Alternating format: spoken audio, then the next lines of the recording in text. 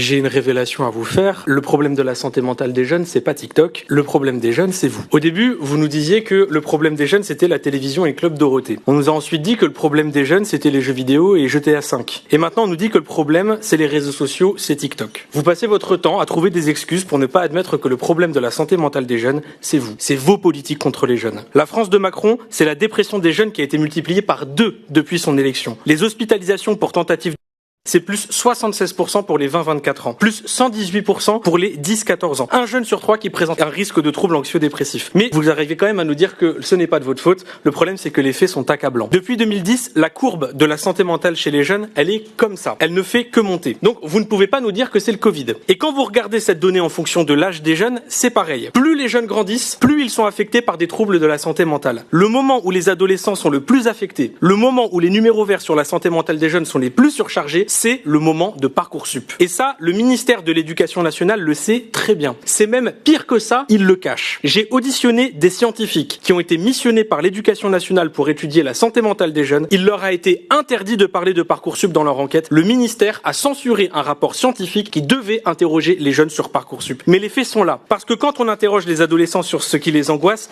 ils disent ça. Notes, avenir, cours, études. Et vous voyez, il y a même Parcoursup qui est marqué juste ici. Quand on interroge les jeunes, je ne vois pas marqué TikTok. Je vois marqué bilan des politiques d'Emmanuel Macron et de Gabriel Attal. Parce que quand on est lycéen à 40 dans une classe, où les professeurs absents ne sont pas remplacés, et quand on sait que c'est un algorithme qui va définir le reste de notre vie sur la base du contrôle de la veille, oui, ça affecte la santé mentale. Quand on est étudiant, qu'on travaille à côté de ses études, qu'on a 100 € de bourse, qu'elle est même pas indexée sur l'inflation, qu'on a un budget de 700 € par mois pour vivre dans des villes où le loyer est à plus de 1000 € pour un studio, qu'on doit faire une croix sur les activités culturelles, qu'on voit pas ses amis parce qu'on a à peine de quoi s'acheter à manger, bien sûr que ça affecte la santé mentale et ça concerne des millions d'étudiants, c'est un phénomène de masse. Quand on est un étudiant qui doit trouver un stage dans un pays avec 20% de chômage des jeunes et qu'on peut pas avoir de diplôme si on trouve pas son alternance, ça rend fou. Et en plus, c'est pas vos gosses qu'on envoie en alternance. Ils ont pas papa et maman pour faire marcher le réseau. C'est encore plus dur d'être recruté quand on est noir ou arabe.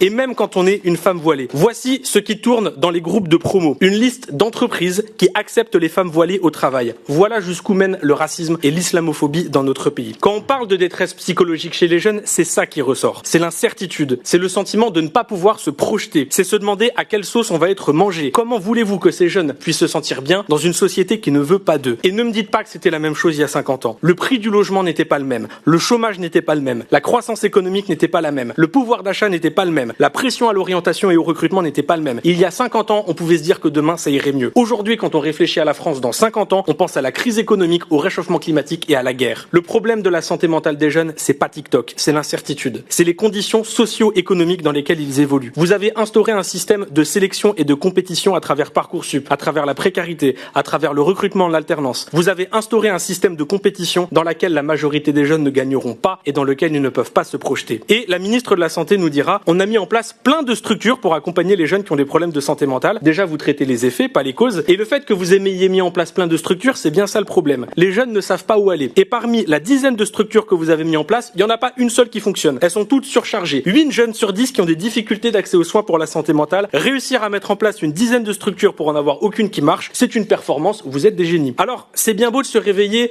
un an avant l'élection présidentielle pour faire des TikTok et de la récupération politique sur la santé mentale des jeunes, quand on est soi-même le problème. Et je parle notamment de Gabriel Attal. Bonjour. Il a été ministre de la Jeunesse, ministre de l'Éducation, Premier ministre. Je l'ai invité à ce débat, il n'a même pas pris la peine de venir. Je veux que vous compreniez que c'est vous qui aggravez les inégalités sociales. C'est vous qui avez instauré une concurrence malsaine et déloyale dans la jeunesse pour faire croire à un ascenseur social qui n'existe pas. Et c'est vous qui avez laissé mourir nos services publics de santé face à une demande toujours grandissante. Alors, mes chers collègues, si j'avais une conclusion à donner à ce rapport, c'est arrêter de dire que c'est de la faute de TikTok. C'est un amplificateur. Les responsables de la